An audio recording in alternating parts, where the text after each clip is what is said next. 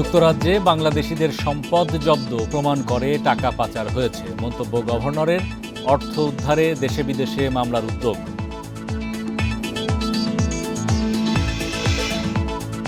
ঈদের লম্বা ছুটি শেষে ব্যাংক খুললেও তেমন ভিড় নেই। পুঁজিবাজারে সূচকের উত্থান, বেড়েছে লেনদেনও।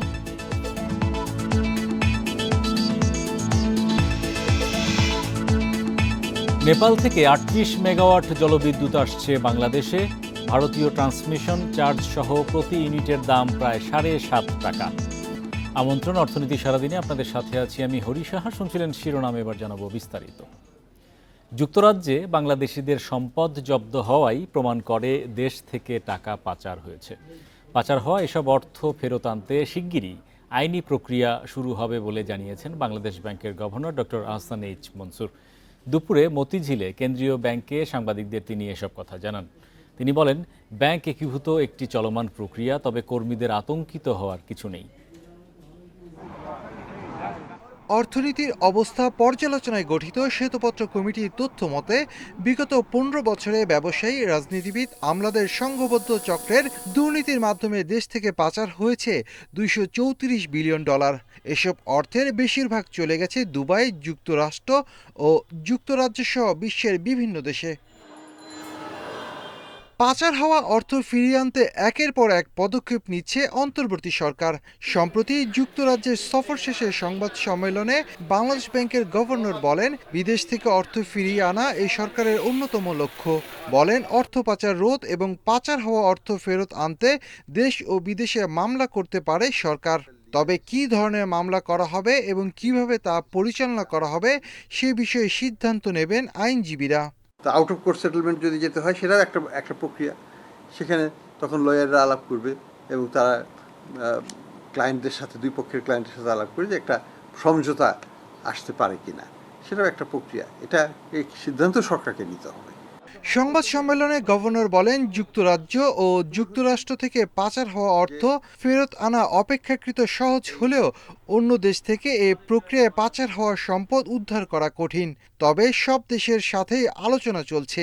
এ সময় এক প্রশ্নের জবাবে গভর্নর জানান, অর্থ পাচারের বিষয় থেকে মানুষের নজর অন্যদিকে সরাতেই তাকে ব্যক্তিগতভাবে আক্রমণ করার চেষ্টা করছে ষড়যন্ত্রকারীরা।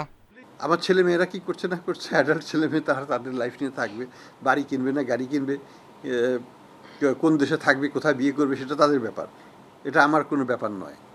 কাজেই এইখানে এই পুরো জিনিসটাই হচ্ছে অযাচিত চর্চা।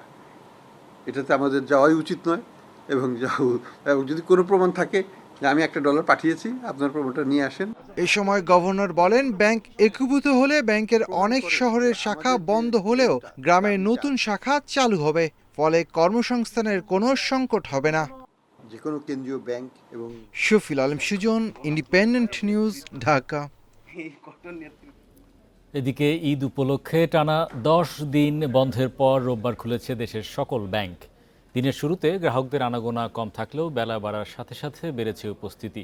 এদিকে টানা ছুটির পর দেশে 2 শেয়ার বাজারে বেড়েছে সূচক ও লেনদেন। ডিএসইতে লেনদেন ছাড়িয়েছে 250 কোটি টাকা। ঈদের টানা 10 দিন ছুটি শেষে আবারও খুলেছে দেশের ব্যাংকগুলো। দিনভর রাজধানীর বিভিন্ন শাখায় লেনদেন করেছেন গ্রাহকরা। কেউ জমা দিয়েছেন, কেউ উত্তোলন করেছেন নগদ অর্থ। গ্রিন রোডে যে ব্যাংকটা আছে ওখানে গেছি, ওখানে ক্যাশ নাই। ঝিকাতলায় গেছি, হ্যাঁ সোনালী ব্যাংকে। ঝিকাতলাও ক্যাশ নাই, হাজারিবাগেও নাই, তারপর আমরা এখানে আসছি। তবে ছুটির দিনগুলোতে ভোগান্তি পোহাতে হয়েছে অনেক গ্রাহককে। রাজধানী সহ দেশের বিভিন্ন এলাকায় এটিএম বুথে ছিল নগদ টাকার সংকট। একাধিক বুথে গিয়ে ফিরতে হয়েছে খালি হাতে। এতে ভোগান্তিতে পড়েছেন অনেকেই। অনেক ব্যাংকে দেখা গেছে যে আসলে সাফিসিয়েন্ট ব্যালেন্স ছিল না, ফলে টাকাটা আসলে তোলা সম্ভব হয় এটিএম বুথ থেকে। ওইটা একটা প্রবলেম ছিল। দেখা যাচ্ছে যে তাদের কার্ডের জন্য রেস্ট্রিক্টেড করে দিয়েছে। এমনি সময় তো আপনি যে কোনো বুথেই নিতে পারেন, নিয়মটাও তাই যে আপনি সব ব্যাংকেরটাই পারবেন। সব ব্যাংকে যে সার্ভিস নিতে পারে যে কোনো বুথ থেকে। তার জন্য হয়তো কোনো ব্যাংক চার্জ নাই, কোনো ব্যাংক চার্জ নেই। কিন্তু এই সব ক্ষেত্রে গত ঈদেও দেখা গিয়েছিল যে রেস্ট্রিক্টেড করে দিয়েছে যে আমার ব্যাংক শুধু আমার কার্ড হোল্ডারটাই সার্ভিস নিতে পারে। বাংলাদেশ ব্যাংক বলছে, দীর্ঘ ছুটিতে টাকা উঠানোর বাড়তি চাপে এমন সমস্যা হয়েছে। যারা কারণ ছাড়া এটিএম বুথ বন্ধ করেছেন তাদের বিরুদ্ধে ব্যবস্থা নেওয়ার কথাও জানান কর্মকর্তারা। তো এই নোটিশটা একটা ডকুমেন্ট হয়ে গেল, ডকুমেন্টারি এভিডেন্স।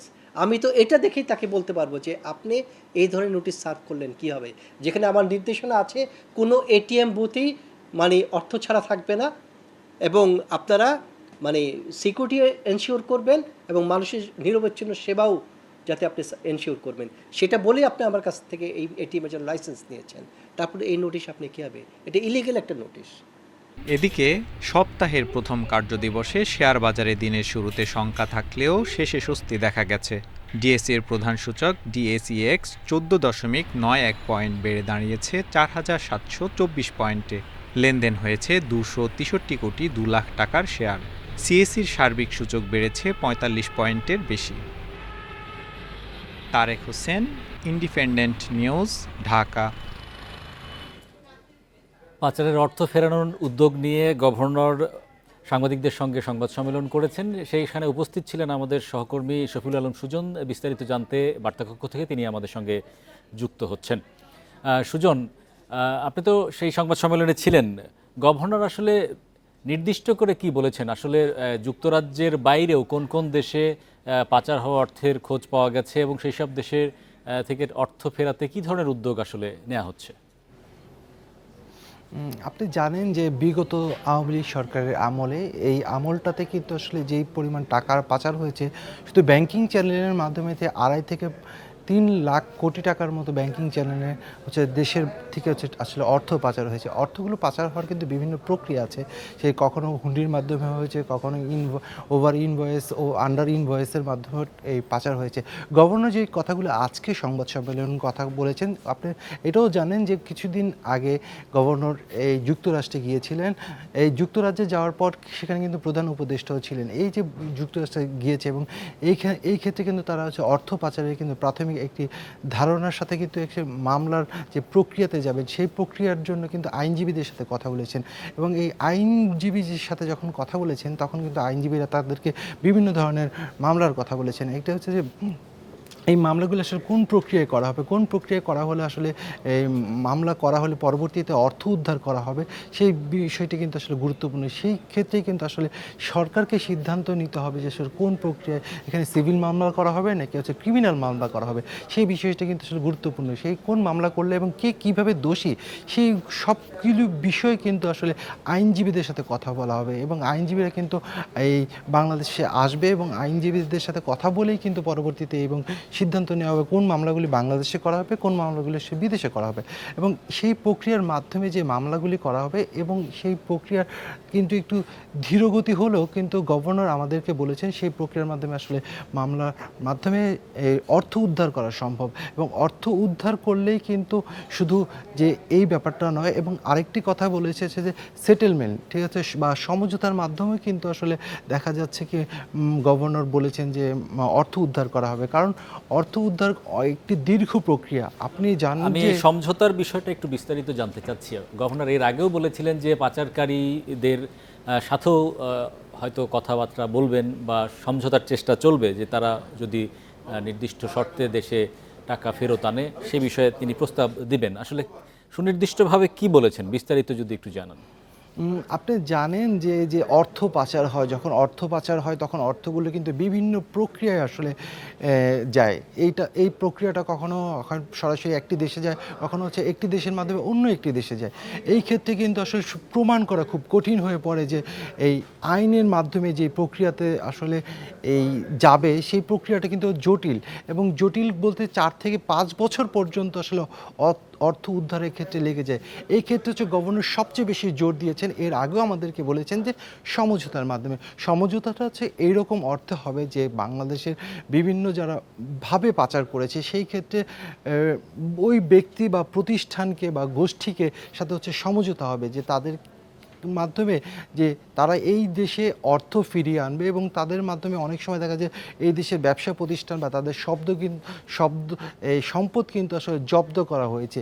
সেই ক্ষেত্রে এই সমঝোতাটা হবে, এবং সমঝোতার মাধ্যমে কিন্তু গভর্নর বলছেন যে এই মাধ্যমে আসলে টাকাটা উদ্ধার করা তুলনামূলকভাবে সহজ এবং দ্রুত আনা সম্ভব। কিন্তু আইনের যে প্রক্রিয়াটা, সেই আইনের প্রক্রিয়াটা যে আন্তর্জাতিক যেসব গবেষণা আছে বা আইনজীবীরাও বলে যে এই আইন প্রক্রিয়ায় যদি আমরা আমরা অর্থ উদ্ধার করতে চাই বিদেশ থেকে, সেক্ষেত্রে কিন্তু 4 থেকে 5 বছর লেগে যাবে। এবং আরেকটি কথা আপনাকে না বললেই নয় যে এই যে অর্থ উদ্ধার করা হবে, আন্তর্জাতিক বিভিন্ন গবেষণায়ও দেখা গেছে যে অর্থ উদ্ধারের ক্ষেত্রে যে 10 থেকে আসলে 20% অর্থ উদ্ধার করা হয়। সেক্ষেত্রে একটি বোঝেন যে আইনজীবী নিয়োগ করা হবে, এবং আইনজীবীরা কিন্তু আরেকটি কথা বলেছে যে আইনজীবীদের নিয়োগ করা হবে তারা কিন্তু নিজ উদ্যোগে তারা কস্টিংটা বেয়ার করবে। কারণ হচ্ছে যে এই যে আইনজীবীরা তারা কিন্তু জানে যে আসলে কিভাবে অর্থ উদ্ধার হয় বা কী প্রক্রিয়ায় মামলা করলে ভালো হয়। এই ক্ষেত্রে আইনজীবীদের কিন্তু বাংলাদেশ থেকে কোনো ধরনের পারিশ্রমিক দেওয়া হবে না, কারণ পারিশ্রমিক দেওয়ার ক্ষেত্রে দেখা যাবে কি বাংলাদেশ ব্যাংকের গভর্নর যে পরিমাণ অর্থ উদ্ধার হবে তারপরে তারা তাদের নিজস্ব ফি গ্রহণ করবে, এরকম কি বিষয়টা?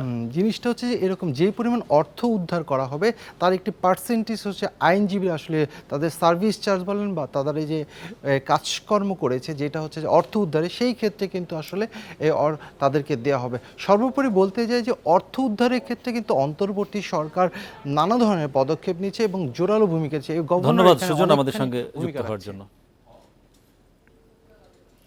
প্রস্তাবিত বাজেটে পোলট্রি শিল্পে করের বোঝা বাড়ায় হুমকিতে পড়বে এ খাত। ডিম মুরগির দাম বৃদ্ধিরও শঙ্কা রয়েছে। আগামী অর্থ বছরের বাজেটে পর্যালোচনা করে এমনটাই জানিয়েছেন এ খাতের শীর্ষ সংগঠনগুলো। এমন পরিস্থিতিতে ভোক্তাদের স্বার্থে নীতি সহায়তার দাবি তাদের। 2025-26 অর্থ বছরের বাজেটে কৃষি, খাদ্য, মৎস্য ও প্রাণী সম্পদ খাতে বরাদ্দ দেয়া হয়েছে 39,620 কোটি টাকা, যা চলতি অর্থবছর থেকে প্রায় 1300 কোটি টাকা বেশি। এবার বাজেট অর্থায়নে পোল্ট্রি খাত থেকে বেশি রাজস্ব আদায়ের পরিকল্পনার কথাও জানিয়েছেন অর্থ উপদেষ্টা। বাজেটে পোল্ট্রি খাতের প্রতিষ্ঠানগুলোর টার্নওভার কর 0.6% থেকে বাড়িয়ে 1% করা হয়েছে। কর্পোরেট কর 15% থেকে বাড়িয়ে করা হয়েছে 27.5% পর্যন্ত। খাত সংশ্লিষ্টরা বলছেন, নতুন করে কর বাড়ালে বিপাকে পড়বে দেশের পোল্ট্রি শিল্প। টেকসই সুফল পেতে সহনীয় কর হারের পাশাপাশি কাঁচামাল আমদানিতে বিদ্যমান অগ্রিম আয় কর কমিয়ে সর্বোচ্চ 1% করার দাবি সংগঠনগুলোর। আমাদের ইন্ডাস্ট্রিটা কিন্তু অন্য অনেকগুলো ম্যাক্রো ইকোনমিক প্যারামিটারকে ভালো করার জন্য কাজ করে। এই কারণে আমাদের উপর যখন একটা প্রেশার দেওয়া হবে তখন চিন্তা করতে হবে আমাদের এই প্রেশারটার কারণে অন্য যে গভর্নমেন্টের যে ম্যাক্রো ইকোনমিক গোলগুলো আছে এগুলোতে কোনো সমস্যায় পড়বে কিনা। এই কারণে আমরা সবসময় চাচ্ছি যে কম দামে ভালো প্রোটিন সরবরাহ করতে। গত বছরের যেই আবেদনগুলো ছিল যে আমাদেরকে ট্যাক্স এক্সাম্পটেড সেক্টরে রাখা, টিডিএস, ডিডিএস এবং এআইটিটাকে 1% নিচে নামায় নিয়ে আসা, এই জিনিসগুলো যদি করা হয় তাহলে আরও ফার্মাররা উৎসাহিত হবে, যারা ফার্মে আছে তারা কন্টিনিউ করবে এবং ডিমের দাম, মাংসের দাম সহনীয় থাকবে। উৎপাদনশীলতা বাড়াতে পোল্ট্রি শিল্পের যন্ত্রাংশ আমদানিতে 60% কর দিতে হয় উদ্যোক্তাদের, যা যৌক্তিক করার আহ্বান তাদের। Shahid Ahmed, independent news, Dhaka. আবারও নেপাল থেকে জলবিদ্যুৎ আমদানি শুরু করেছে বাংলাদেশ। শনিবার রাত 12টা থেকে 38 মেগাওয়াট বিদ্যুৎ বাংলাদেশের গ্রিডে যোগ হয়েছে বলে জানিয়েছে বিদ্যুৎ উন্নয়ন বোর্ড পিডিবি। নেপাল থেকে ভারতীয় সঞ্চালন লাইনের মাধ্যমে এই বিদ্যুৎ আমদানি করছে বাংলাদেশ। নেপাল, ভারত ও বাংলাদেশের মধ্যে ত্রিপক্ষীয় চুক্তি অনুযায়ী এই বিদ্যুৎ সরবরাহ হচ্ছে বলে জানিয়েছে পিডিবি। চুক্তি অনুসারে প্রতি বছর 15 জুন থেকে 15 নভেম্বর 5 মাসের জন্য 40 মেগাওয়াট বিদ্যুৎ আমদানি করবে বাংলাদেশ। এজন্য ব্যবহৃত হবে ভারতের 400 কেভি ট্রান্সমিশন গ্রিড লাইন। এই বিদ্যুতের মূল্য ধরা হচ্ছে প্রতি ইউনিট প্রায় 7.5 টাকা। কাঠমান্ডু থেকে পিটিআই এর প্রতিবেদন বলছে 15 জুন থেকে রাত 12টায় বাংলাদেশে এই বিদ্যুৎ সরবরাহ করা হচ্ছে। চুক্তি বাস্তবায়নের প্রতীকী প্রচেষ্টা হিসেবে গেল বছরের 15 নভেম্বর একদিনের জন্য বাংলাদেশে বিদ্যুৎ রপ্তানি করেছিল নেপাল। সংশ্লিষ্ট সূত্র বলছে আগামী 5 বছরের জন্য নেপাল এই জলবিদ্যুৎ আমদানি করতে সম্মত হয়েছে বাংলাদেশে।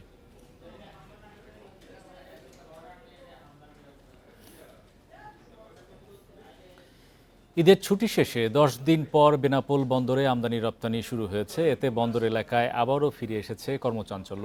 তবে টানা ছুটিতেও আন্তর্জাতিক চেকপোস্ট ইমিগ্রেশন দিয়ে দুই দেশের মধ্যে পাসপোর্টধারী যাত্রী পারাপার স্বাভাবিক ছিল।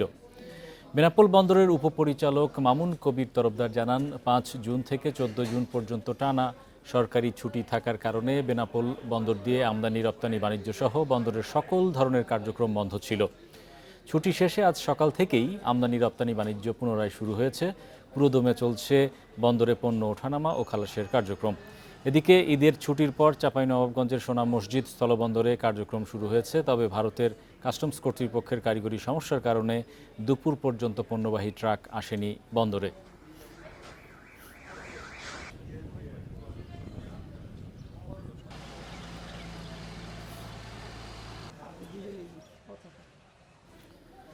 বেনাপোল স্থলবন্দরের কার্যক্রমের বিস্তারিত জানাতে আমাদের সঙ্গে সেখান থেকে যুক্ত হচ্ছেন সহকর্মী এম এ রহিম। রহিম, কি অবস্থা বেনাপোল স্থলবন্দরে? আজকে ঈদের ছুটির পরে কার্যক্রম কতটা গতি পেয়েছে?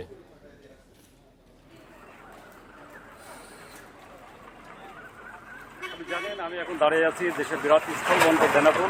যে বেনাপোল বন্দর দিয়ে প্রতিদিন থেকে 400 পণ্যবাহী ট্রাক যেমন ভারত থেকে আমদানি 10 দিন ছুটি, অর্থাৎ আধা বা সপ্তাহে ছুটি নিলে টানা 10 দিন ছুটি শেষে আজ রোববার সকাল থেকে বেনাপোল বন্দর দিয়ে আমদানি রপ্তানি অনেক স্বাভাবিক হয়েছে। আমরা সকাল 10টা পর্যন্ত বেনাপোল বন্দর কর্তৃপক্ষের সাথে যেটা কথা বলেছি, বন্দর কর্তৃপক্ষ আমাদের যেটা জানিয়েছে, সকাল 10টা পর্যন্ত বাংলাদেশের যে পণ্যবাহী ট্রাক প্রায় 78 ট্রাক ভারতে ফিরে গেছে। অন্যদিকে আমরা 2টা পর্যন্ত বন্দর বা আমদানি রপ্তানির সাথে যারা সংশ্লিষ্ট তাদের সাথে আমরা কথা বলে যেটা জেনেছি, দুপুর 2টা পর্যন্ত ভারত থেকে 35 ট্রাক পণ্য যেমন আমদানি হয়েছে, ওরকম 78টি ট্রাক 230 পর্যন্ত ভারতে রপ্তানি হয়েছে।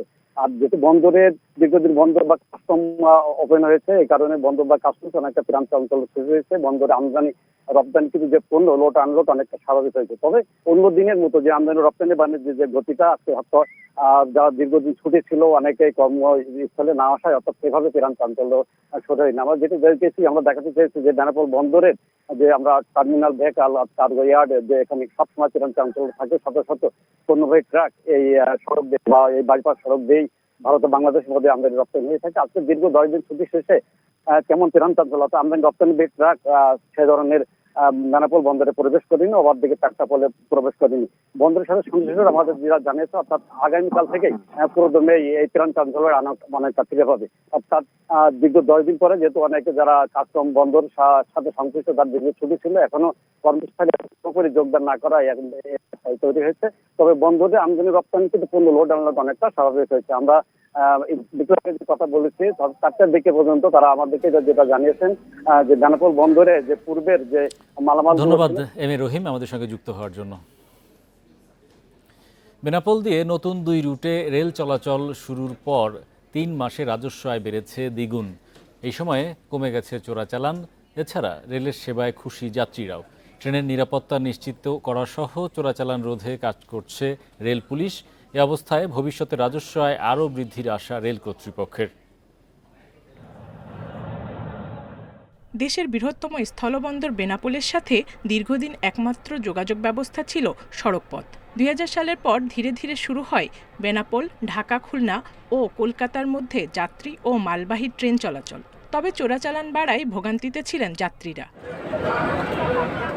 বেনাপোল দিয়ে সরাসরি ঢাকা ও মোংলায় রেল চলাচল শুরুর পর ব্যবসা বাণিজ্য সহজ হয়েছে, রাজস্ব আয় বেড়েছে দ্বিগুণ। রেলের সেবায় খুশি যাত্রীরাও। এখন ট্রেনে কোনো ঝামেলা নেই, চোরাচালান নেই, আমরা নিরাপদেই যাই। আগে গ্যাদারিং ছিল, তার ভিতরে চুরি ডাকাতি করে নিয়ে যেত, পকেট কাটতো, ছিনতাই করতো। এখন এগুলো হয় না। না, এখন আপাতত ট্রেনের ভিতরে ওইটা নাই, এখন চোরাচালানি নাই বললেই চলে। সো শর্ট টাইম আমরা আর কি ঢাকাতে যাইতে পারছি। রেল কর্তৃপক্ষ বলছে, গত বছরের অক্টোবর থেকে ডিসেম্বর পর্যন্ত 3 মাসে রাজস্ব আয় হয়েছে 75 লাখ টাকা। আর চলতি বছরের জানুয়ারি থেকে মার্চ পর্যন্ত আয় হয়েছে 1,05,00,000 টাকা। গত অক্টোবর, নভেম্বর, ডিসেম্বর মাসের তুলনায় জানুয়ারি, ফেব্রুয়ারি মাসে প্রায় 30 লক্ষ টাকা রাজস্ব বৃদ্ধি পেয়েছে। চোরাচালানি লাগেজ সহ অন্যান্য পণ্য যাতায়াত না করায় যাত্রীরা ইহাতে সন্তুষ্ট প্রকাশ করেছে এবং রেলওয়ে নিরাপত্তা বৃদ্ধি পেয়েছে। যাত্রী নিরাপত্তা সহ সার্বিক সেবায় কাজ করছে রেল পুলিশ সহ নিরাপত্তা কর্মীরা। এর ফলে কমেছে চোরাচালান, বেড়েছে যাত্রী সেবার মান। অনৈতিক কাজ কিংবা চোরাচালানের ব্যাপারে আমরা সবসময় সতর্ক। কোনো প্রকার চোরাচালান যাতে না হয় সেজন্য আমরা সবসময় সতর্ক আছি। বর্তমানে স্থলবন্দর থেকে Benapole express, Khulna commuter, Mongla commuter, Ruposhi Bangla ও বেতনা কমিউটার নামে কয়েকটি যাত্রীবাহী ট্রেন চলাচল করছে। Independent news. পশুর চামড়ার আমদানি থাকলেও হাটে বেচা কেনা তেমন নেই। যা বিক্রি হচ্ছে তাতে মিলছে না ন্যায্য মূল্য। সিন্ডিকেটের কারণে এবারও তাই বিপাকে পড়েছেন চামড়ার মৌসুমি ব্যবসায়ীরা। এতে ন্যায্য মূল্য নিয়ে সংশয়ে আছেন তারা। এবারের কোরবানির ঈদের পর রাজারহাটে লবণযুক্ত গরুর চামড়ার দাম উঠেছে 200 থেকে 900 টাকা পর্যন্ত, আর ছাগলের চামড়া বিক্রি হচ্ছে 10 থেকে 25 টাকায়। বিক্রেতাদের দাবি, হাটের ট্যানারির প্রতিনিধি বা বাইরের ব্যাপারীরা এখনো আসেনি। সে সুযোগ কাজে লাগিয়ে স্থানীয় ব্যাপারী ও আড়তদাররা সিন্ডিকেট করে বাজার দর নিয়ন্ত্রণ করছে। মালটার দাম 1800 থেকে 1900 টাকা, কিন্তু সেই মালটা যে রেট বেঁধেছে তাই বেচা কিনা হচ্ছে 800 টাকা 900 টাকা। 30-40 পালি মালগুলো আছে 1000-1100 টাকা কিনতেছে, আর বাদ বাকি 4 মণ 5 মণি যে মালটা, এই মালটা আছে 700-800 টাকার ভিতরে। এবারের কোরবানিতে 1 লাখ চামড়া সংগ্রহের লক্ষ্যমাত্রা থাকলেও এ পর্যন্ত সংগ্রহ হয়েছে 45,000 পিস। ট্যানারি মালিকদের পক্ষ থেকে সুস্পষ্ট নির্দেশনা না আসা পর্যন্ত পরিস্থিতির উত্তরণ হবে না বলছেন ব্যবসায়ী নেতারা। ট্যানারিতে বিক্রি করে, তাদের দিক নির্দেশনা নাই, তারা কি দামে চামড়াটা কিনে তাদের কাছে বিক্রি করবে, এটার কোনো দিক নির্দেশনা নাই। ফলে আমরা হতাশার মধ্যে এখন কেনাকাটা চলছে। দেশের দ্বিতীয় বৃহত্তম নাটোরের চকবৈদ্যনাথ চামড়ার আড়ত। এখনও বিভিন্ন জেলা থেকে নাটোরের আড়তে আসছে লবণ লাগানো কাঁচা চামড়া, কিন্তু ট্যানারির প্রতিনিধি নেই চামড়া কেনার জন্য। তাই চামড়া নিয়ে অপেক্ষায় ব্যবসায়ীরা, কখন বিক্রি হবে তাদের চামড়া। সেই সাথে সরকার নির্ধারিত দাম না পাওয়ার আশঙ্কাও তাদের। আমি গরু চামড়া 800 টাকা করে কিনেছি, এখন বিক্রি করে লবণ টবণ দেওয়ার পরে 800 টাকায় দাম করছে, তা আমার তো সবই লস। আড়তে রাখেছি, এখন চামড়া আমরা কতদিন রাখবো, কোনো খরিদ্দার আসতেছে না ঢাকা থেকে। এই ছিল আজকের অর্থনীতি সারাদিনে। আমন্ত্রণ আমাদের পরের আয়োজনে।